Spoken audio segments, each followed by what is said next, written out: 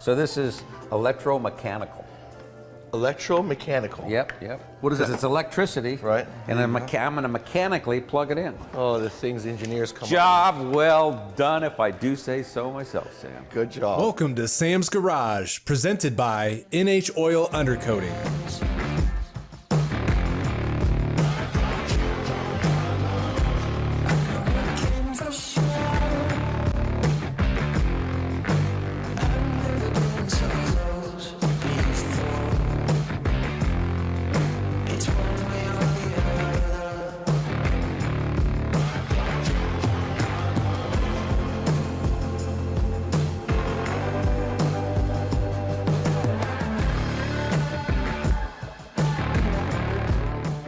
On this episode of Sam's Garage, Kevin's Jeep gets the treatment underneath with a new set of skid plates. Sam works on the AC system in Doug's Saleen Mustang.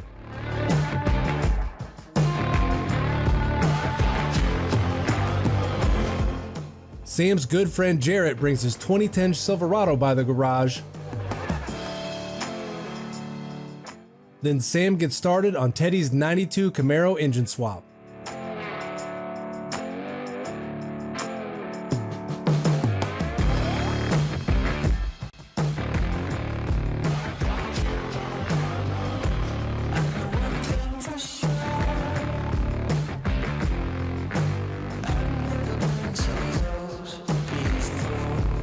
The guys get to work on the next phase of Kevin's Jeep by adding skid plates to the underside.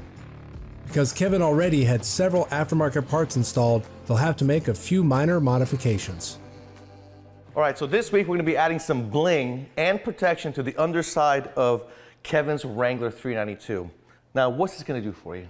So this is going to offer us a lot of protection against rocks and everything. And I actually upgraded it to have the plastic on the bottom of it so it'll just slide over the rocks. Oh, really? Yeah. That's pretty cool. And it covers it from the oil pan all the way back. Yeah, and if you look up under there, I mean, you've got your exhaust, you've got your oil pan, and then, of course, you've got your gas tank. This adds a lot of rigidity to all that, and you can just slide over, and when you're cresting rocks and such, you don't have to worry about damage. So this is going to be a really nice upgrade. You see right here, Travis went out and notched this whole area because our headers are 3-inch long tubes. So it kind of moved the geometry of the exhaust system just a little bit.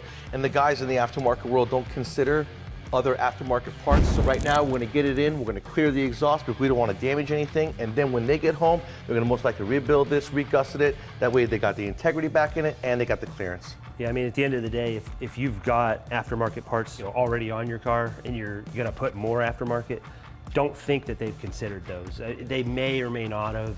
Maybe it's an accident, but just expect that you're going to have to do some sort of modification. And don't get mad. I mean, it's just part of the Oh, it's deal. okay to get mad. Just don't hold it in too long. Anytime you guys are doing work like this, we got multiple pieces that bolt up together. We're talking 1, 2, 3, 4, 5 pieces. Leave everything loose. You can snug them, but make sure everything wiggles and is able to be moved so that nothing gets into a bind. It's going to make your day a little bit harder.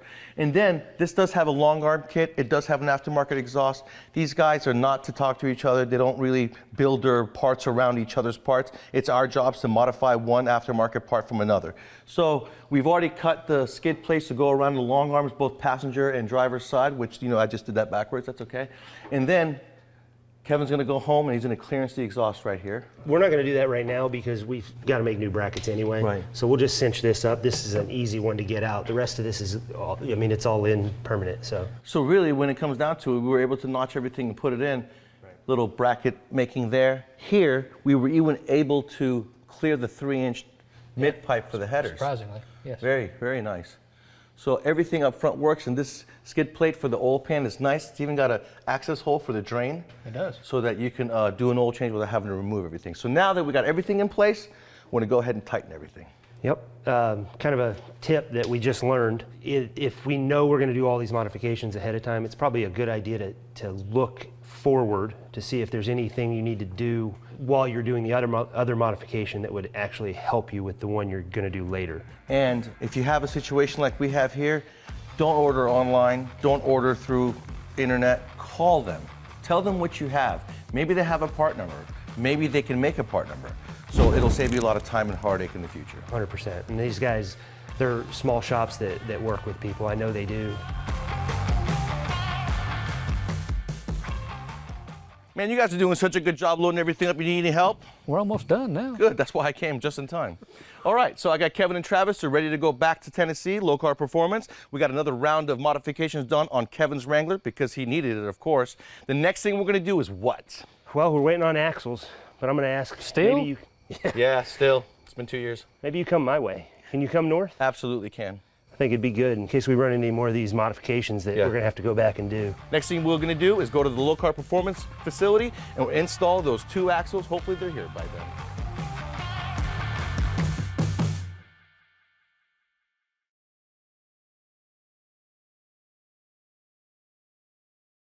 then. Welcome back to Sam's Garage, presented by NH Oil Undercoating.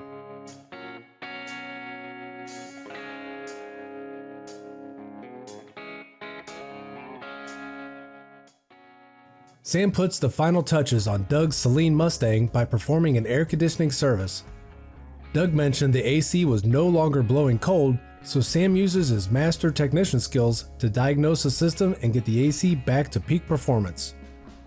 Doug, if you were to come to my shop and you complain about an AC service, the first thing I would do is hook up the machine just like you see right now.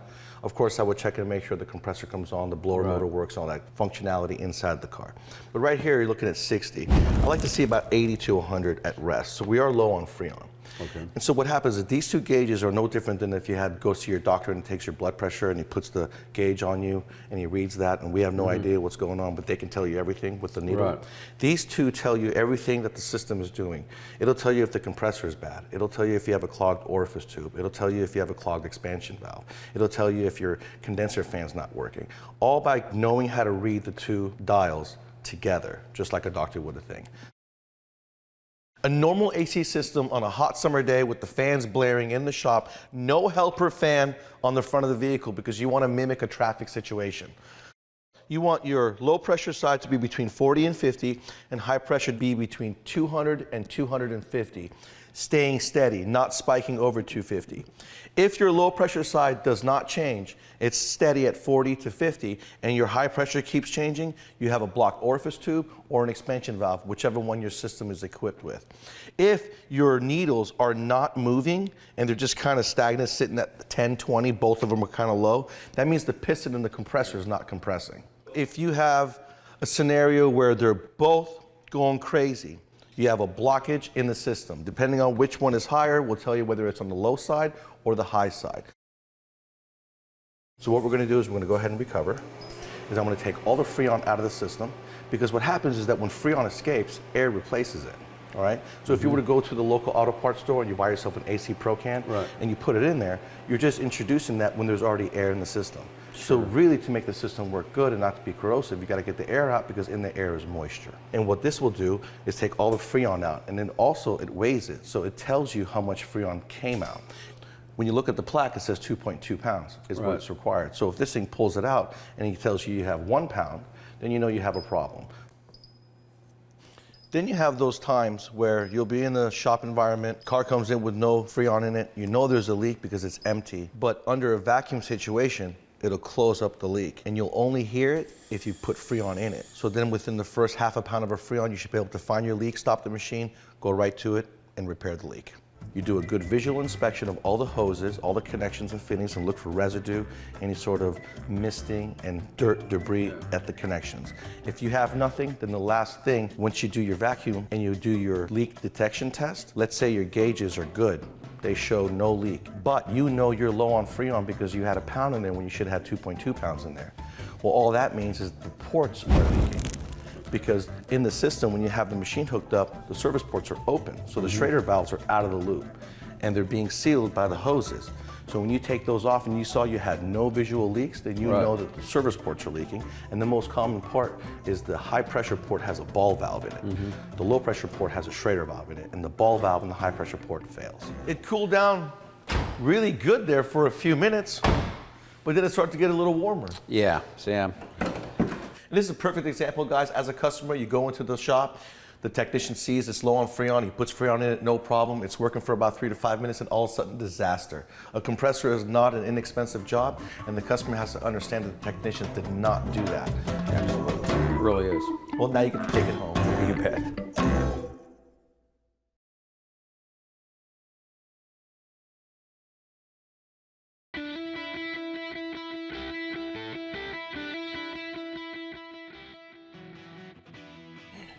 So if you guys remember, we did a bunch of low car parts on this and we fixed the front accessory drive on this Camaro. A friend of mine bought this at the Mecum auction and we're having to go through and fix a bunch of stuff. One of them being the radiator.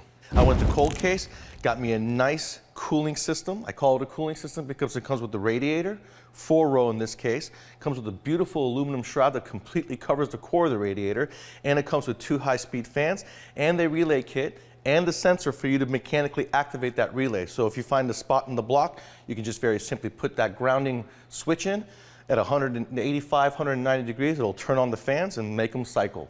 So that is a really nice deal. Cold Case does the best job in my opinion. If you guys notice, I put them on pretty much every application in Sam's garage. All the cars we build, all my personal stuff. So if you guys are interested in buying a car from the auction, just do your due diligence and really check out the car bumper to bumper if you're able to, if they allow it. That way you won't have so many surprises when you get to the house. You'll always have 1 or 2, but not a whole slew of them. Welcome back to more Sam's Garage, presented by NHOU.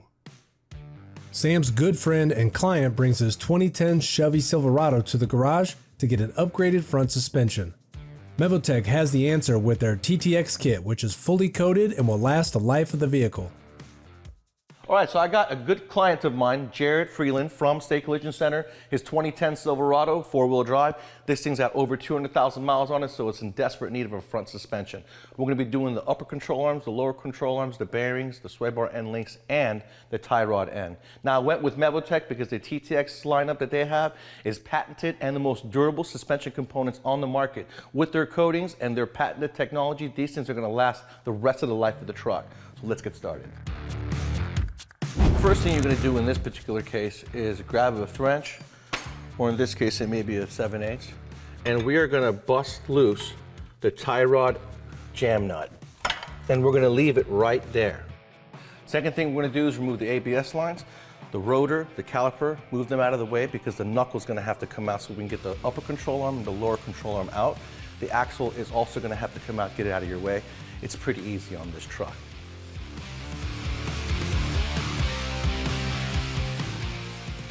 What I like to do is, on this assembly, there's gonna be a lot of beating going on. We're gonna beat that guy, we're gonna beat that guy, we're gonna beat that guy. A lot of stuff's gonna fall on your floor. If you have a nice floor, there's no reason why you can't put a trash can under it, catch all the debris, move it out of your way when you're reassembling everything in case you drop hardware, you're not searching for it in the trash can.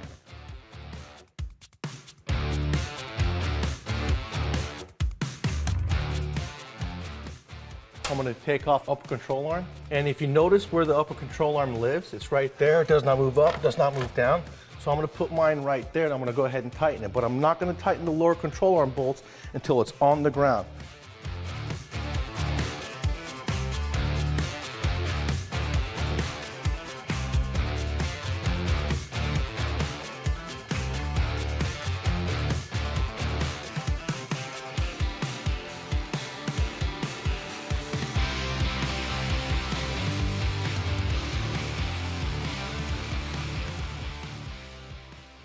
We ran our ABS line in the same factory positions. You're gonna have to transfer the bracket from the old ABS line to the new ABS line, and then that's done. When you guys see the bolt come in and flush with the nut on top, stop right there. That's where you're supposed to stop on this particular link.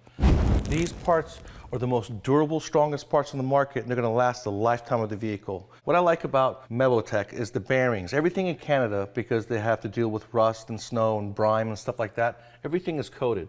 And we have TTX joints. Those TTX joints are patented technology, and they're basically a self-lubricating sintered bearing. Very nice. They're also greasable, nice rubber bushings. Make sure that you guys tighten these correctly, or you'll see your bushings break just like you saw the broken one I took off.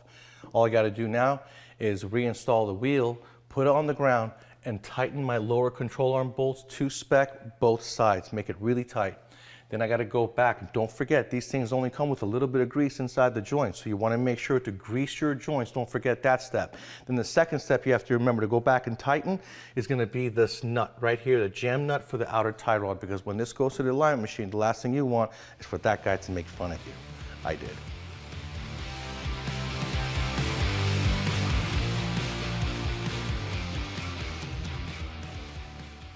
Steering wheel's pretty straight. It'll be just enough to get them to the alignment shop. Don't forget, guys, anytime you do a suspension installation like what I just did, you got to take it to the alignment shop. I think Jared's going to love his truck. All the Mevotech parts is going to be long-lasting, nice and quiet like the factory, ready to go. He does need new front tires, so Jared, when you go to the alignment shop, go ahead and get a new set of front tires.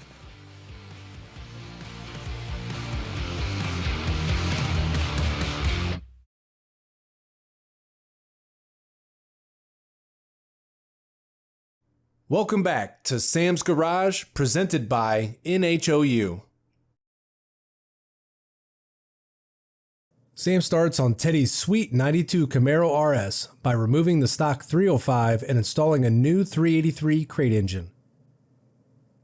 The new engine will be making over 430 horsepower, which is a huge upgrade over stock. He's planning on keeping most of the original wiring harness from the factory, so all the electronics inside of the car will still work. This is so cool. 1992 third-gen Camaro in beautiful condition. It's a real treat to work on this because I remember how bad I wanted this in high school. So this is Teddy's car from Ed Morse Automotive Group. We're going to be taking out the old tired, not really tired, it's only got 60,000 miles on it, but it is old, 305 cubic inch small block, and we're going to be installing a deluxe 383 436 horsepower crate engine. You guys don't want to miss this. What I've already done is remove the cooling system. I drained all the fluids. I even drained the block because when you guys are transporting this old parts, you don't want fluid to go everywhere, and there's at least 2 to 3 gallons in the block. I removed the transmission and the torque arm that holds the rear end in place because this thing does not have upper control arms. So you guys make sure to take the time to strap your coil springs onto your rear end so that when you're working on the car, you don't have the rear end fall and the coil springs fall out, destroying your shocks. Very important, you could even get hurt. I used some 8-gauge wire, tied it several times, and it's just fine. So I'm going to remove all the emissions, remove all the heater hoses, remove the accessories. This is a 305, so in essence it's going to look exactly the same when I go back in with the 383, except without all the emission stuff on it. It's going to be a lot cleaner.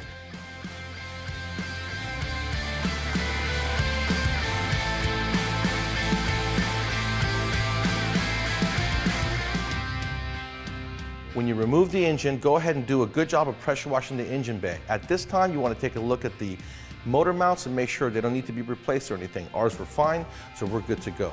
And then you want to make sure that you look at your grounds. If you have to change anything, in my case, I have to cut the 2 grounds on the rear of the cylinder heads, and I made new straps and went straight to the firewall, not having to mess with the new engine when I put this one in. Everything will work because the body harness is incorporated into the computer harness, the EFI. In this case, all I have is a couple of injectors, a few sensors. I'm going to remove all those, but I'm going to keep all the sensors and the harness that has to do with the instrument cluster. You got 2 sending units for the coolant side, you have 2 sending units for the oil pressure side. There is an idiot light for both items, the pressure and the coolant temperature. You want to transfer all the sensors from the old block to the new block. And what I mean by that is the oil pressure sensor, the idiot light for the oil, and both for the coolant temp sensor. You saw me do that. Remove the plugs.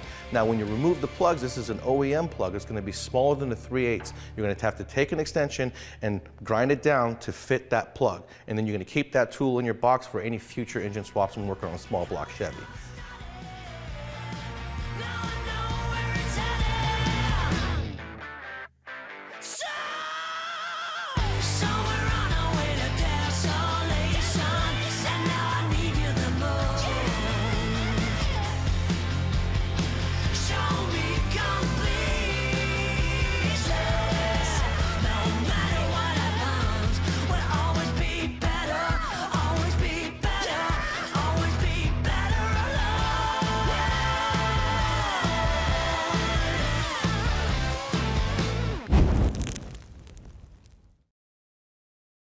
Man, that 383 small block looks so much better than the 305 that was in this RS. It's going to make almost 300 more horsepower as well. Now, next week when you guys come back, we're going to be installing the accessories and the cold case cooling system because I'm still waiting for a lot of parts like the exhaust, the hooker headers that I got from Summit. So we're just going to install parts as we get them, and it's a lot easier to install the accessories in this case because the engine is tilted down and the front's facing up.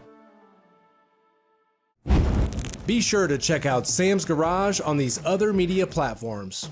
Send us questions and feedback to info@samsgaragetv.com. Thanks for tuning in to this week's episode of Sam's Garage. The underside of Kevin's Jeep is now protected for off-roading. Doug's Saleen Mustang is able to keep things cool while still looking hot. Jarrett's Silverado has all new front suspension components, and Teddy's '92 Camaro now has a heart transplant and can breathe some new life.